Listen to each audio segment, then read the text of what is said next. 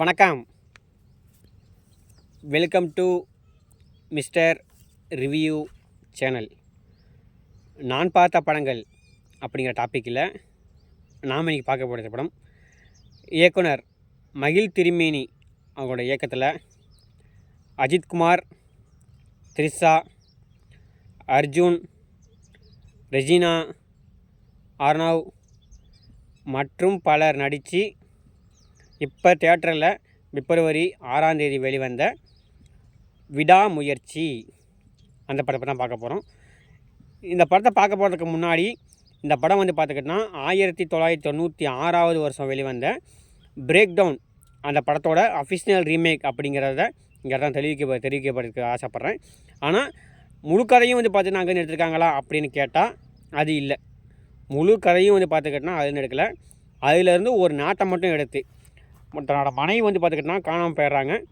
அவங்கள பார்த்தீங்கன்னா கண்டுபிடிக்கிற ஹீரோ அப்படிங்கிற ஒரு நாட்டை மட்டும் எடுத்து அவங்க பார்த்தீங்கன்னா ஏன் பார்த்துக்கிட்டோன்னா காணாமல் போகிறாங்க, அவங்க எதனால் காணாமல் போகிறாங்க, அவங்களோட கடத்துகிற கும்பல் யார், கடத்துகிற கும்பலுக்கு உங்களுக்கு என்ன சம்மந்தம், கடத்துகிற கும்பல் எப்படிப்பட்ட கும்பல் அப்படின்னு பல கோணங்களை பார்த்துக்கிட்டோன்னா கதை பிரியுது.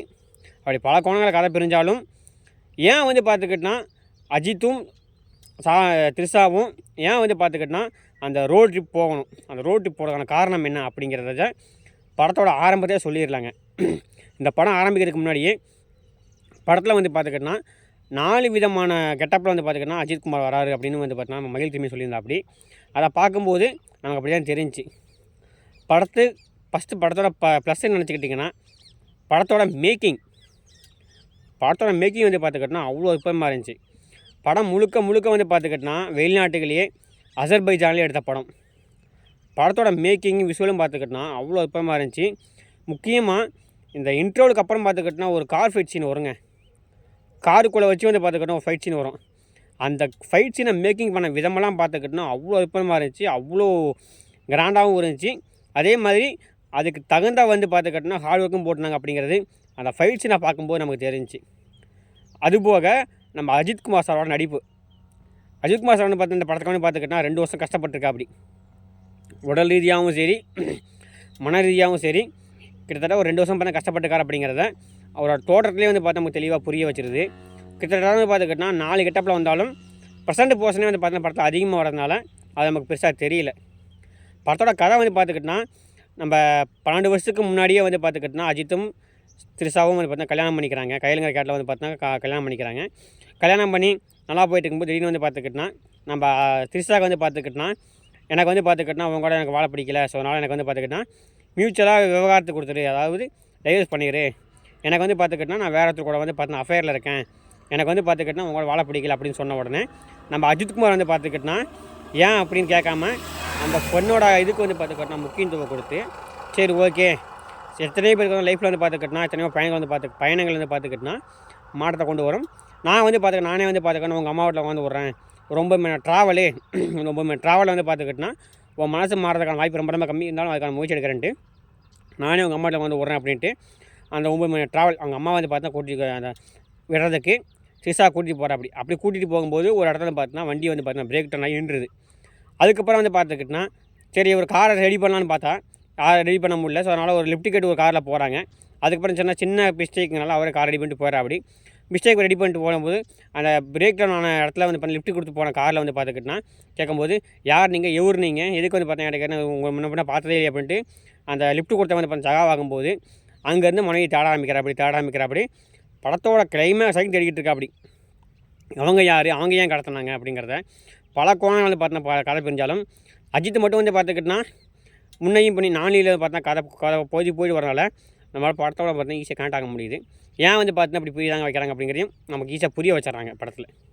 அதுபோக படத்துக்கு இன்னொரு ப்ளஸ் பாயிண்ட்னா படத்தோட இசை மற்றும் பின்னணி இசை. அனிருத் பார்த்தீங்கன்னா படத்துக்காண்டி பார்த்துக்கிட்டோன்னா தன்னோட இசையை பார்த்துக்கிட்டோன்னா சூப்பராக கொடுத்துருக்கா. அப்படி அதுவும் அந்த சவாடிக்கா சாங் பார்த்துக்கிட்டோன்னா உண்மையாலுமே தியேட்டர் மெட்டீரியல் சூப்பரான வைப்புங்க. தியேட்டரில் பார்க்கும்போது அந்த அளவுக்கு பார்த்தீங்கன்னா வைபாகவும் இருந்துச்சு, சூப்பரான ஒரு தியேட்டர் எக்ஸ்பீரியன்ஸாகவும் இருந்துச்சு அந்த படம், அந்த பாட்டு பார்க்கும்போது. அதுக்கப்புறம் பார்த்துக்கிட்டோன்னா தனிமையை சாங் பார்த்துக்கிட்டோன்னா ஃபிட் பண்ண இடமும் பார்த்தீங்கன்னா அனுபவமாக இருந்துச்சு. கிளைமேக்ஸில் வர அந்த பத்தி குச்சி சாங் பார்த்துக்கிட்டோன்னா கரெக்டாக பார்த்தீங்கன்னா கிளைமேக்ஸில் வரும்போது கூஸ்பம்மாக இருந்துச்சு. தன் இது இருந்தாலும் படத்தில் வந்து பார்த்துக்கிட்டனா குறைகள் வந்து பார்த்துக்கிட்டனா கொஞ்சம் நிறையா தான் இருக்குது. படம் வந்து பார்த்துக்கிட்டனா ஒரு சாம்பிளான கதை, சாதாரணமான கதை. இந்த கதையில் வந்து பார்த்துக்கிட்டனா அஜித் எப்படி நடிக்க ஒத்துக்கிட்டார் அப்படிங்கிறதே வந்து பார்த்துக்கிட்டனா அஜித்துக்கு தான் தெரியும். அஜித்துக்கு வந்து சமூக அக்கறை இருக்குது இல்லைன்னு சொல்லல. அதுக்காட்டி பார்த்தா இந்த அளவுக்கு வந்து பார்த்தா அக்கறை வேணுமா, தான் வந்து பார்த்தா இந்த அளவுக்கு ஒரு பெரிய மாஸ் ஹீரோ, அந்த மாசெல்லாம் விட்டுட்டு இந்த படத்தை வந்து பார்த்தா என்னோடய மாஸ் ஹீரோக்கிற மறந்துட்டு ஒரு சாதாரண கேரக்டர் நடிச்சிருக்கா. அப்படி அது தேவைதானா, ரசிகர்கள் ஏற்றுக்குவாங்க அப்படிங்கிற அப்படி. ஆனால் ரசிகர்கள் 2 வருஷம் கழித்து அவரோட படம் வருது, 2 வருஷம் கழித்து வர படத்தில் ரசிகர்கள் எதிர்பார்த்து இதானா அப்படின்னு ஒரு மிகப்பெரிய கேள்வி எழும்புது. இப்போ ரசிகருக்கு இந்த படம் வந்து பார்த்தா எந்த அளவுக்கு பிடிக்குன்னு தெரியல. சாதாரண காமன் மேனுக்கு இந்த படம் வந்து பார்த்திங்கன்னா ஒரு மிடில் ஏஜுக்கு ஒரு கல்யாணம் ஆகி ஒரு 35 வயசுக்கு மேலே இருக்கவங்களுக்கு 30 வயசுக்கு மேலே இருக்கவங்களுக்கு இந்த படம் வந்து பார்த்திங்கன்னா கனெக்ட் பண்ணிக்க முடியும். ஆனால் யங்ஸ்டர்ஸுக்கு வந்து பார்த்திங்கன்னா இந்த படம் வந்து பார்த்திங்கன்னா அந்த அளவுக்கு கனெக்ட் ஆகுமாங்கிறது தெரியல. படம் வந்து பார்த்துக்கிட்டா 2.5 மணி நேரம் படம் வந்தாலும் படம் வந்து பார்த்தோன்னா ஃபஸ்ட் ஹாஃபும் செகண்ட் ஹாஃபும் ரொம்ப போர் அடிக்குது, லேகாக இருக்குதுங்க. எப்படா வந்து படம் இன்டர்வல் விடுவீங்க, எப்படா வந்து பார்த்தா படம் முடியும் மாதிரி கொஞ்சம் லேகும் ஆகிறங்கிறது எங்கேயுமே வந்து பார்த்தா தவிர்க்க முடியாத உண்மை தான்.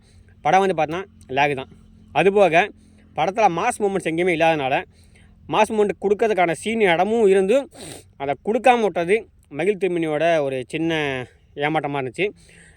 இசையை பொறுத்த வரைக்கும் மாஸ் மூமெண்ட் கொடுத்து போட வேண்டிய இடங்கள் தானே அங்கே போடா விட்டது வந்து பார்த்திங்கன்னா கொஞ்சம் இதாக இருந்துச்சு. அதே மாதிரி பின்னணி இசை வந்து பண்ண கொடுக்கும்போது ஒருத்தன் பார்த்தா அப்படியே கொடுத்து அப்படி விட்டுறா. அப்படி அந்த அஜித்தே கடவுளைங்கிற மாதிரி வந்து பார்த்துக்கிட்டனா இதை எடிட் பண்ணுறதுக்காக பண்ணாங்க. அது வந்து பார்த்தீங்கன்னா கொஞ்சம் என்னடா அது அவரே வேணான்ட்டா அப்படியே ஏன் வந்து பார்த்தா மறுபடியும் நீங்களே கிளப்புறீங்க மாதிரி தான் இருந்துச்சு.